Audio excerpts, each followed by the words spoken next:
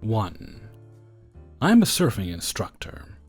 I was teaching a class of about 6 students, and one dad, our ED, had already given me trouble today, saying that he didn't know women surfed and it's a guy thing when he saw that I, a woman, was the instructor, and had asked if there was a man who could teach the class. When I told him I was perfectly capable and there aren't any male instructors on site right now anyway, he grumbled and went to stand with the other parents. His son, who I'll call Rory, I think he was a little under 10 years old, was a pretty decent swimmer, but this was a beginner's class, and on this particular day, the waves were particularly choppy and rough, and it even started to rain lightly. We were pretty far out, but this is England, so the waves weren't very high, maybe 3 feet. It wasn't unsafe, but it's policy to tell the kids that if they want to go back to shore, they can. However, Rory, being so young, was about 4 foot tall versus 3 foot waves, and on a beginner's board. And as this was only his second lesson, he had yet to stand up on his board. We want the kids to progress in their ability, but we also don't want to push them too far, so we let them stand up on their boards at their own pace, as this can be dangerous if they're not ready. They need to be steady on their feet and know where to place their feet and how to balance themselves, and it takes a while to get it right. Of course, the best way to learn how to stand up is to try repeatedly until you get it right. But if they're really not ready and go underwater on their first try, then they might never want to try again. Of the 6 students, 2 went back to the beach, and the rest tried to tough it out. Over time, all the other students dropped out until only Rory was left. He wanted to go back in. Rory's dad, our ED, had other ideas. What are you doing, Rory? You've not been out there 20 minutes. I want to stop.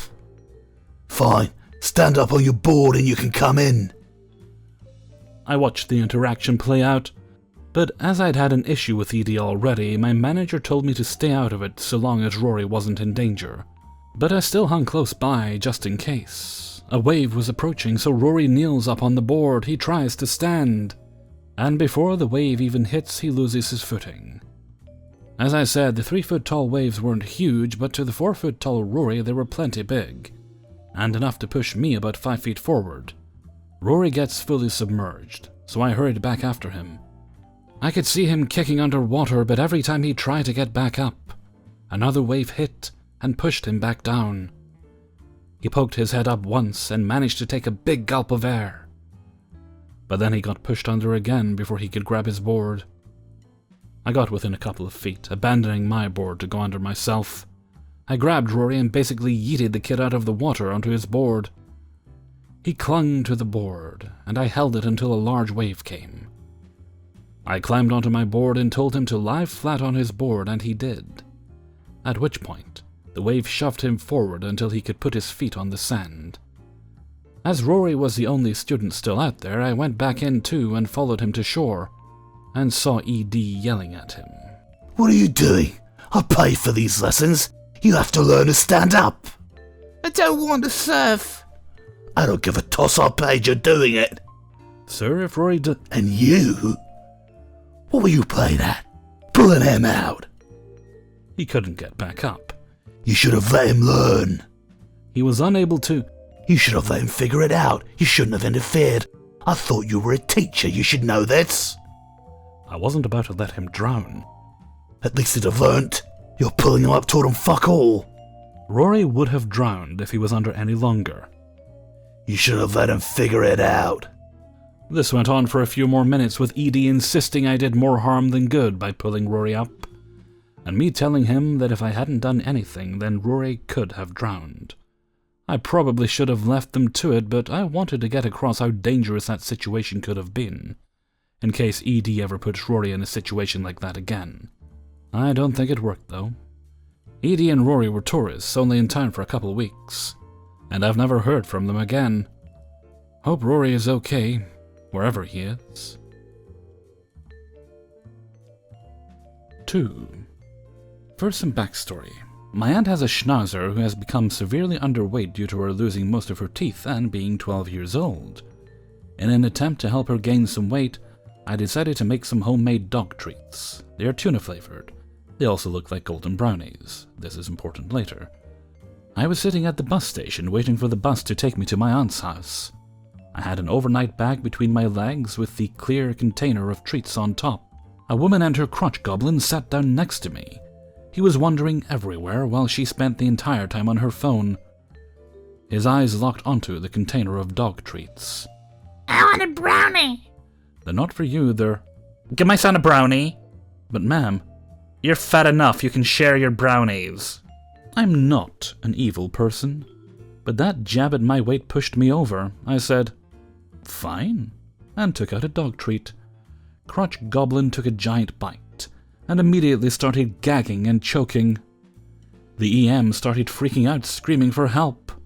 One of the security guards came over asking what was wrong. That woman tried to poison my baby. I want her arrested. Ma'am, you need to calm down and explain what happened. She gave my son a poisoned brownie. Arrest her. Miss, did you give her son a poisoned brownie? I explained the interaction with EM, trying many times to interrupt and being shushed by the security guard. I showed him the dog treats, and he told her that she should go sit somewhere else in the bus station. Once she moved far enough away, he quietly told me he disapproved of my method of handling it, even if it livened up his typically boring day. 3. I know this particular EK because he was at the same school as me for 4 years and in almost every class of mine. However, I only encountered his mother a few times, and those few times sucked. Doesn't really matter, but his dad was quite nice, so I don't know how EK turned out the way he did. The first time I dealt with his mother was a few years ago, so memory is a bit blurry. Apologies up front. Cast, entitled Mother, Karen, entitled Kid, Ben, me, OP, just so I didn't have to refer to myself as me anymore. Friend 1, Anna. She also intervenes a few times though. Friend 2, Jake. For context, it was last period that day and I had physical education. Sadly, Ben was in that class also, which gave him more opportunities to be a douchebag than normal, because our teacher couldn't always keep an eye on him. My PE teacher was being nice and just let us have a relaxed game of football for our last lesson. He split the class in half and set a match between us. Ben was on the opposite team and so was Anna, while me and Jake were on the other. Long story short, my team beat Ben's by 1 goal. I don't want to elaborate, but he was a goalkeeper and instead of watching the ball, he kept making comments to his teammates and dragging them down. He was annoying all of them and insulting them, so it wasn't exactly hard for me to shoot the last goal in. I'm a girl and I play football regularly, or I used to, and so did Ben. Thing is, he had practice at other places while I just stayed within my school's football team, so in reality, we've only played with or against each other during school time in PE. He was really frustrated when he realized the game was over and that my team won. He didn't say anything to me, only glared into my soul until we left the pitch and went inside to get changed, because we had PE uniforms. After that went down, I was walking out of school with Anna and Jake, and we just spot Ben whining to a lady that I assumed was his mum. He looked like a 5-year-old because of the way he puffed his cheeks in agitation, and how he folded his arms grumpily. His mother, Karen, was listening very intently, and at some point, he points at us, and her eyes shoot upwards to find us. Man, I have never seen the devil incarnate like I did that day. She comes stomping over to us with your typical Karen haircut and sunglasses on top, seeming more annoyed than her kid. Excuse me? Can I help you, ma'am? I was pretty respectful for my age because my parents wouldn't deal with me otherwise. However, that didn't stop her from throwing her storm onto us. My child told me you cheated in a game of football he took part in, and that's why you won. I really didn't know how to respond to that. Ma'am, it's not like I picked up the ball and ran across the field with it in my arms. I wouldn't have any fun while playing if I did any sort of cheating. Her face turns bright red, but she's an entitled mother, and I'll be damned if they don't always have something to say back. Don't lie to me. Kids these days are so disrespectful. You're just saying you didn't cheat to get out of the consequences. At this point, Jake joined in. Actually, I was on her team, and she played by the rules. Our PE teacher was watching the whole game, so she would have been pulled out for something if she did anything like that. Ben comes over with his attitude stroll and nose up high. That doesn't prove anything. She turns to Ben. Is this the girl that cheated, sweetie? Ben nods. Yeah, when our teacher wasn't looking, it's not fair when I was trying so hard. Anna then says, You were in goal screaming at your teammates because they were mentally impaired. Karen's eagle-like eyes immediately went to her. Don't talk back to us. So disrespectful. Where are your parents? We usually walk home alone because we lived in a small town and our school was 5 minutes away from our homes, maybe less. At work? What? How can your parents allow you children to go around town unsupervised? Just leave us alone. Out of all of us, Jake was usually the rudest to people like EMs. No, you will listen to me, young man. I'm an adult. She turns to me. And you should apologize to Ben for cheating if you don't want me to involve the school district or your parents. You want me to apologize? It's the right thing to do. No, I didn't do anything wrong. She started screaming all over again, but I was done with the conversation and just walked away with my friends. We thought she would come after us, but she didn't and just stayed there and yelled. I saw her a few more times after that event, unfortunately. The next week, every day Ben was giving me all death stares and I've ignored him. Anna eventually told me the reason he was so upset. It wasn't just because he lost. Before the game started, Ben was talking to his friends. He doesn't really have any friends because no one can stand him. And Anna overheard their conversation. I knew one of the boys that Ben hung out with pretty well, and he was on the school's team as well, so he knew I was quite good at playing. He made a comment saying something like, OP is quite good. We should step up our game if we want to win since they have her. After a few others agreed, Ben said something along the lines of, because I didn't actually hear it and Anna just told me everything. OP isn't that good. She doesn't work well with others and is constantly tripping over her feet. And besides, she's a girl. Girls aren't as good at football as guys. So the others made a bet with him that meant if my team won, he would have to give them 5 lei. £1.50. It's a lot more expensive in Romania, which is where I lived, and vice versa. He agreed. After I won the match, he had to give money to his friends and was laughed at for the rest of the week. He was pretty pissed because of that. I found it hilarious, to be honest, and even though it wasn't that big of a deal for me that I won the game, because it was just a normal game, not the nationals or anything, a few kids came up to me and congratulated me for winning and for setting Ben in the right. Again, no one was really his #1 fan. I didn't hear anything from the school district about Karen, so I don't know if she actually went and complained.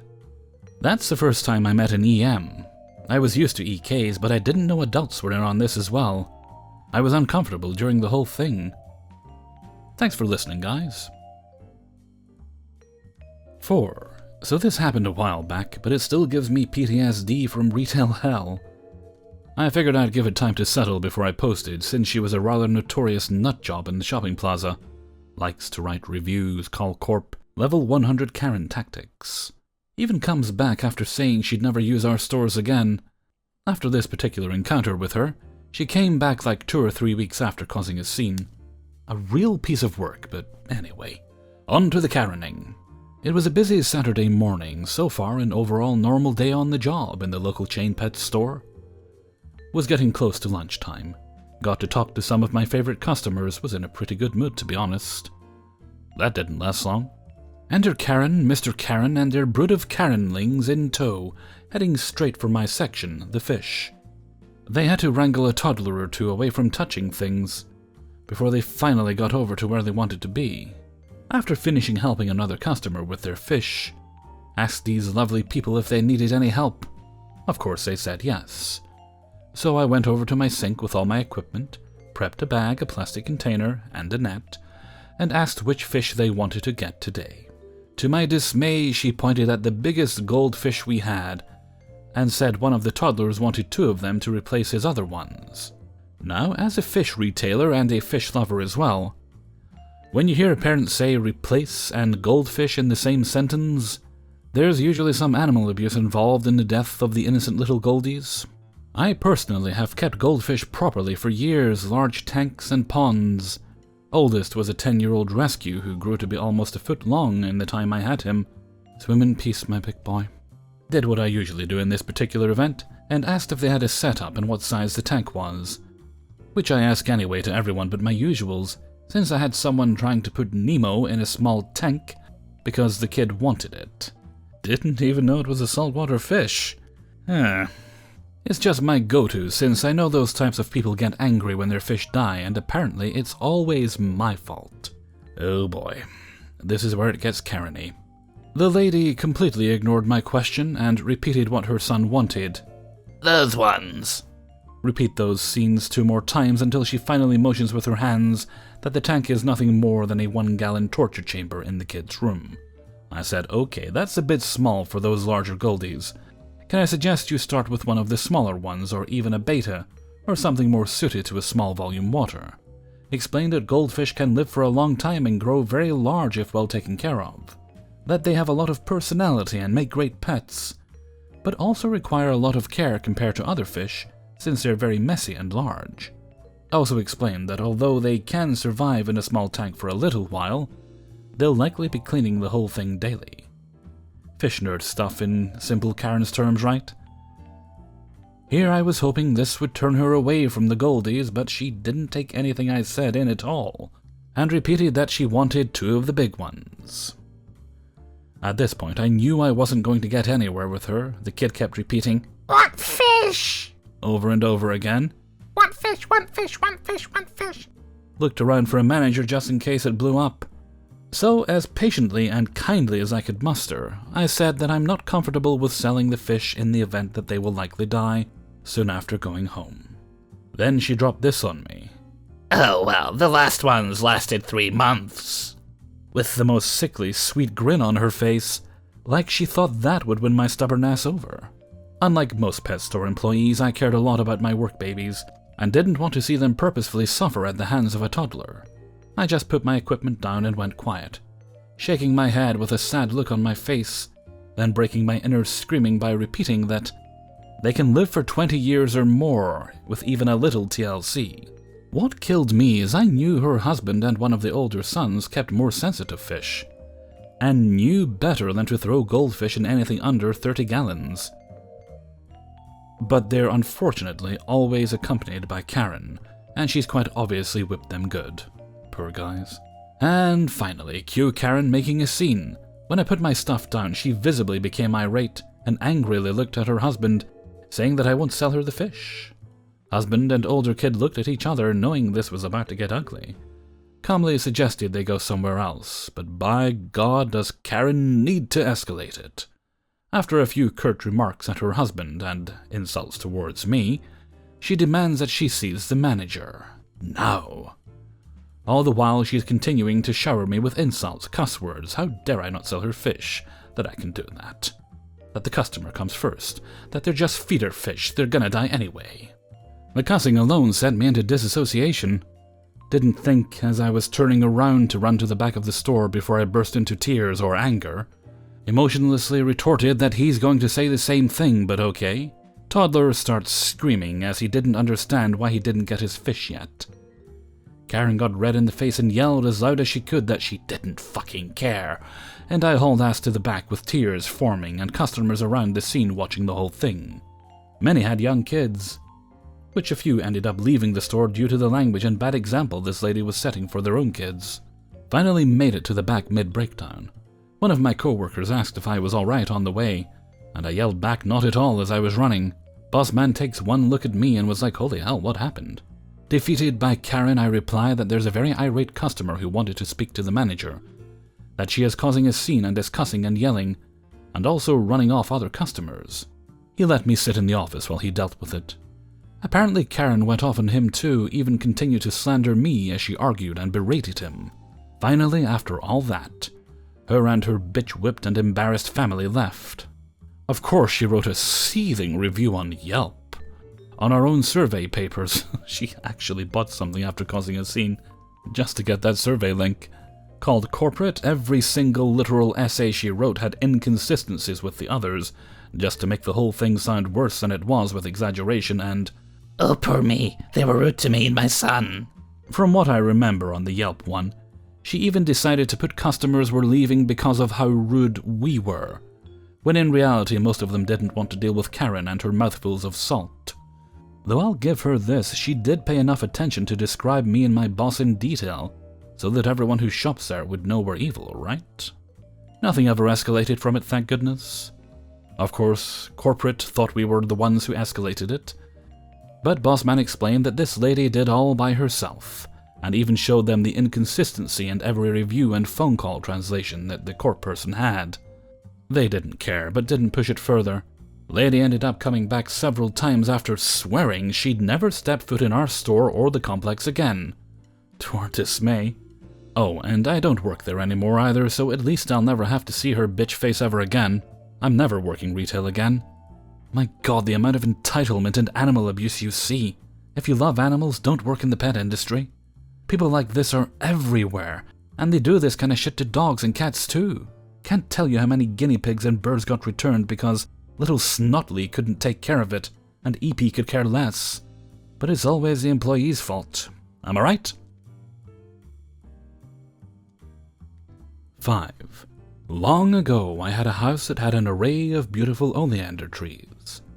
In case you aren't aware, oleanders are poisonous to both animals and humans. We didn't care though, we don't have kids, and our dogs don't go in the front yard. They had been planted years before, so they were mature trees that bloomed beautiful white flowers. A few blocks from my house, a co-worker of mine lived with his wife and 2 kids. He was a nice enough guy, but his wife, EM, was a total bitch, and I was not a fan. She was petty, childish, a know-it-all, and believed her children could do no wrong. One of her favorite daily activities was to put the kids in a red wagon and walk around the neighborhood. When we moved in, they decided to alter their routes so they would pass our house. Of course, we didn't know that. All I know is that one day my doorbell rang and there they were. I should begin by saying I'm not the kind of person who appreciates someone who just drops by. Call or text first. Give me some time to say yes or no, clean my house, or put pants on, 'cause I'm probably not wearing any. Normally, if someone comes by without a call first, I don't answer the door. But since I was new to the area and I worked with the husband, I figured I'd go outside and be social. The first thing I see when I go outside are the kids under the oleander tree. Wait, that's an oleander tree? She looks at the kids, who are picking up flower petals and putting them in little piles on the grass. Oh, they're fine. Oleanders are poisonous, maybe you didn't know. They shouldn't be touching anything that comes from that tree. I've never had them get sick from one. It just takes one time. I'm confused by how little she seems to care. At this point, I'm done because it's a liability to me if something happens to these kids. EM is the type of person who would sue. I don't trust her as far as I could chuck her red wagon. I make up an excuse to go back inside and they finally leave. The next day they are back, but I don't answer my door. My car is clearly in the driveway. Hiding behind my blinds, I watch as the kids play around in the shade, by the tree like before. Mom and Dad standing in my yard, oblivious to anything but their phones. They're there nearly an hour before they finally leave. This happened 3 more times, and each time they would ring the doorbell more, text me, and call, asking me to come out and say hello. Each time I ignored it, hoping they'd get the hint. They did not. The next day I'd had enough. As usual, as soon as they got near our yard, the kids hopped from the wagon and ran to the tree. I came out of the house. Hey guys, I'm going to have to ask you not to let your kids play with that tree. What? Why? Because, like I told you the other day, it's poisonous. They're here every day and they're fine. That's not the point. The point is that if they do get sick, I'm responsible since it's my tree. They're just kids, let them play. This isn't a fucking toy, EM, this is serious illness and possible death we're talking about. I'm surprised you don't seem to care that it could put your children in danger. Of course I care if they're in danger. I just think you're overreacting.